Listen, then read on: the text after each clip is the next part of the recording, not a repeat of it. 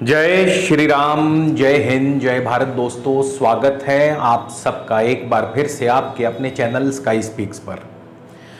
तो दोस्तों, आज हम बात करने वाले हैं केतु के राशि परिवर्तन के बारे में। राहु और केतु दोनों राशि परिवर्तन करने वाले हैं 30 अक्टूबर शाम को 5:43 पर राहु और केतु राशि परिवर्तन करेंगे। राहु चले जाएंगे मीन राशि में, मेष राशि से निकल के मीन राशि में, और केतु तुला राशि से निकल के कन्या राशि में प्रवेश करेंगे। और आज का ये वीडियो मेष लगन मेष राशि वालों के लिए है, यानी मेष राशि मेष लगन के लिए केतु का ये परिवर्तन कैसा फल देने वाला है। अगर मैं ये कहूं कि 4 पैरों से चलकर स्वयं लक्ष्मी आपके घर में आने वाली है, तो इसमें कोई शक नहीं होगा। तो आज का ये वीडियो बहुत खास है। कैसे आपको लाभ मिलेगा, किन प्रकार से, किन मार्गों से आपको लाभ मिलेगा, इस पर हम विस्तार से चर्चा करने वाले हैं दोस्तों। तो कहीं भी जाइएगा मत, आज का वीडियो बहुत खास है। और अगर आप हमारे चैनल पर नए हैं तो कृपया चैनल को सब्सक्राइब कर लें, बेल आइकन वाला बटन जरूर दबाएं ताकि हमारा कोई भी नया वीडियो मिस ना हो। पर्सनल कंसल्टेशन के लिए स्क्रीन पर या वीडियो के डिस्क्रिप्शन बॉक्स में आपको मेरा कॉन्टैक्ट नंबर मिल जाएगा। आप इस नंबर पर हमें अपना जन्म विवरण, यानी आपका नाम, आपकी जन्म तिथि, समय, स्थान एवं आपकी समस्या परेशानी लिख करके भेजें। आपको घर बैठे ही फोन कॉल या वीडियो कॉल के माध्यम से पूरा मार्गदर्शन मिलेगा, मगर शुल्क लागू रहेंगे।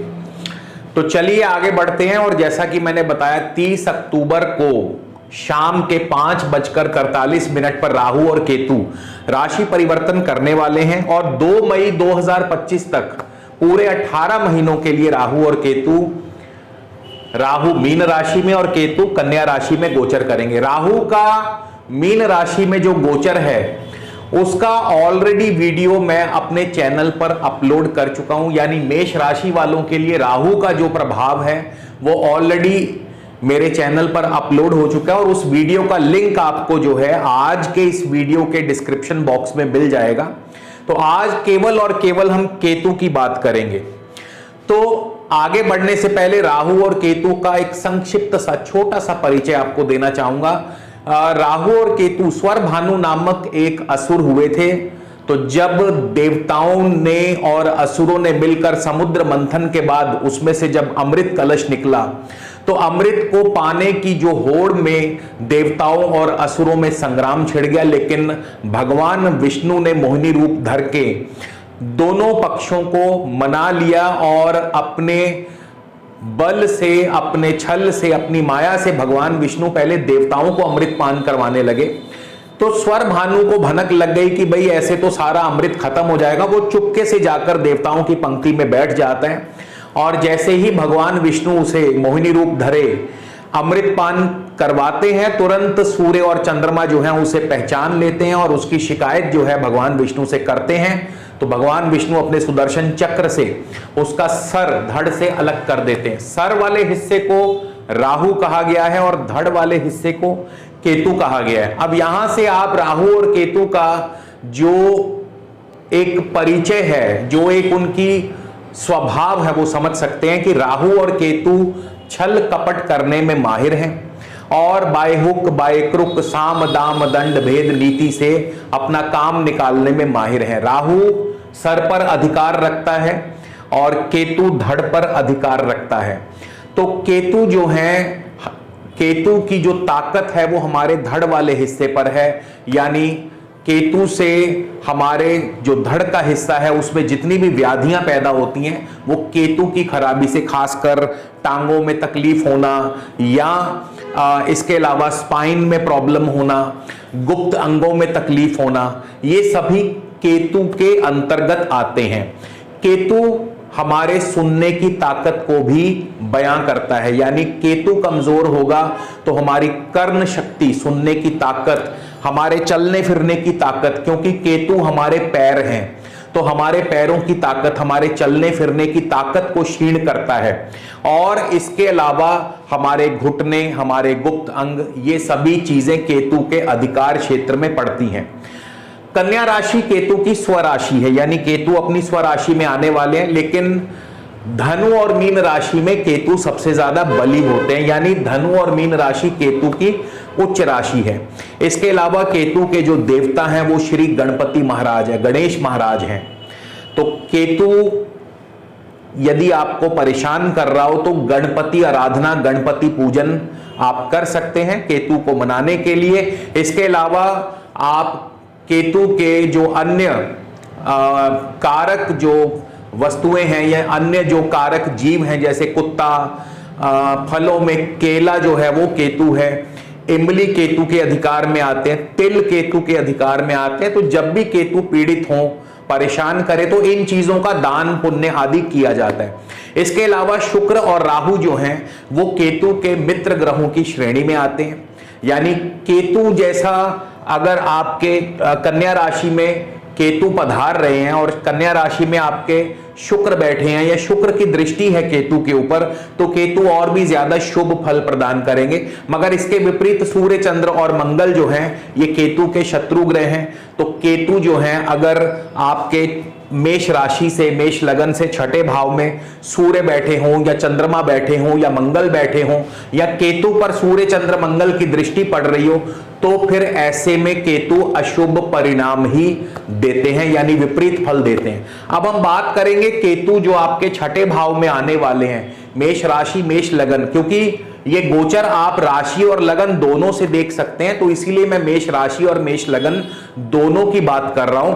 तो छठे भाव में जब केतु आते हैं तो सबसे पहले शत्रुओं का सफाया कर देते हैं, शत्रु नाशक हैं। इसका क्या अर्थ हुआ, यानी अगर आप कोर्ट कचहरी मामलों में उलझे हुए हैं, आपका किसी से वाद विवाद चल रहा है, कोई लिटिगेशन चल रही है, तो अब केतु आपको उसमें सफलता दिलवाएंगे। इसके अलावा केतु छठे भाव में जब पधारते हैं तो रोग नाशक बन जाते हैं, यानी केतु जो हैं आपको अगर कोई लंबे समय से बीमारी है तो अब केतु उस बीमारी से आपको निजात दिलवाएंगे, उस बीमारी से आपको वापस खींच के ले आएंगे, यानी वो बीमारी का खात्मा कर देंगे।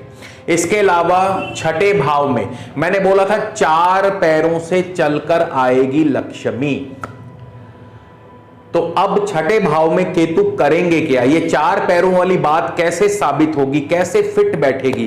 तो छठा भाव दोस्तों ये है पशुपालन का, छठा भाव पशुपालन से संबंध रखता है। तो जितने भी लोग पशुपालन से संबंधित हैं, जिनका भी व्यापार पशुपालन से संबंध रखने वाला है, जो कैटल फीडिंग करते हैं, कैटल्स को पालते हैं, पोल्ट्री आदि से जुड़े हुए हैं, उनके लिए केतु बहुत ही अच्छा फल देने वाले हैं, यानी उनके लिए केतु का यहां पे गोचर आपके व्यापार को 4 गुना बल प्रदान करेगा, 4 गुना बढ़ा देगा। इसके अलावा 4 पैरों वाले वाहन यानी चौपाए, जिन्हें हम ऑटोमोबाइल्स कहते हैं, यानी जिनका भी ऑटोमोबाइल सेक्टर से काम है, कार्स, लग्जरी कार्स या जितने भी 4 पहियों वाले जो वाहन हैं, उनसे जो लोग जुड़े हैं, उनसे जिनका संबंध है किसी भी तरीके से, चाहे वो किसी ऑटोमोबाइल कंपनी में जॉब करते हैं, चाहे वो ऑटोमोबाइल कंपनी के स्वयं ओनर हैं, तो फिर उनके लिए भी केतु छठे भाव में बहुत अच्छा फल प्रदान करने वाले हैं। यानी ऑटोमोबाइल सेक्टर और कैटल सेक्टर यानी पशुपालन विभाग जो है, पशुपालन से संबंधित जो लोग हैं, उनके लिए तो बहुत अच्छा फल प्रदान करेंगे, यानी उनको अपने व्यापार में आशातीत, आशा से भी ज्यादा सफलता और लाभ मिलने वाला है। इसके अलावा केतु छठे भाव में एजुकेशन के लिए बहुत अच्छे माने जाते हैं। एजुकेशन में आपको अप्रत्याशित सफलता दिलाते हैं, आपको अवार्ड्स दिलवाते हैं, आपको स्कॉलरशिप मिल सकता है। यानी जो पढ़ाई करते हैं विद्यार्थी, जो विद्यार्थी वाकई में मेहनत करते हैं और आपका मेष राशि मेष लगन है, तो फिर केतु आपको पढ़ाई में आपका प्रदर्शन बेहतरीन होगा, अवार्ड मिल सकता है, आपकी प्रशंसा होगी, पढ़ाई के माध्यम से, विद्या के माध्यम से आपको यश मिलेगा। स्कॉलरशिप मिलेगी, अवार्ड मिल सकता है। तो इस प्रकार से कॉम्पिटिटिव एग्जाम्स में आपको सक्सेस मिल सकती है और भाई बंधुओं से भी आपकी अच्छी खासी बनती है, भाई बंधुओं का भी फुल सपोर्ट जो है आपको मिलता है। इसके अलावा केतु आपको छठे भाव में नई नौकरी भी दिलवा सकते हैं, या फिर जो बहुत लंबे समय से अपनी नौकरी में प्रमोशन के इंतजार में बैठे हैं तो उनको प्रमोशन भी मिल सकता है। तो नई नौकरी या नौकरी में तरक्की या प्रमोशन, इस पर भी केतु आपको बहुत अच्छा रिजल्ट देने वाले हैं। लेकिन केतु के एक दो खराब रिजल्ट भी हैं, जैसे केतु जो हैं छठे भाव में अपने नानके या मामा पक्ष से बैर विरोध करवा देते हैं, मामा पर कष्ट आ जाता है। कई बार स्वयं दंत रोग या दंत संबंधी कोई ना कोई विकार या रोग आपको केतु की वजह से आ सकता है, दांतों संबंधी कष्ट आपको आ सकता है। तो केतु के कुछ एक नेगेटिव इफेक्ट्स भी हैं और केतु जो है यहां पर कई दफा धन हानि भी करवाते हैं। अगर मान लीजिए केतु शत्रु ग्रहों सूर्य चंद्र मंगल से दृष्ट हो या सूर्य चंद्र मंगल आपके छठे भाव में ही बैठे हो और केतु का उनके ऊपर से गोचर चल रहा हो तो फिर धन हानि करवा सकते हैं और खर्चे बढ़ा देते हैं, अचानक से खर्च बढ़ जाते हैं। तो कुछ एक नेगेटिव इफेक्ट्स भी हैं केतु के। अब अगर मान लीजिए आपको केतु के नेगेटिव इफेक्ट्स मिल रहे हैं तो ऐसे में बहुत सिंपल उपाय बता रहा हूं, अगले आने वाले 18 महीनों के लिए आप डेली रोजाना चिड़ियों को दाना पानी डालते रहिए। बस ये एक छोटा सा सरल सुलभ उपाय केतु के हर प्रकार के दोष को दूर कर देगा। तो इसी के साथ विदा लेता हूं, अगले वीडियो में फिर मुलाकात होगी। जय श्री राम, जय हिंद, जय भारत।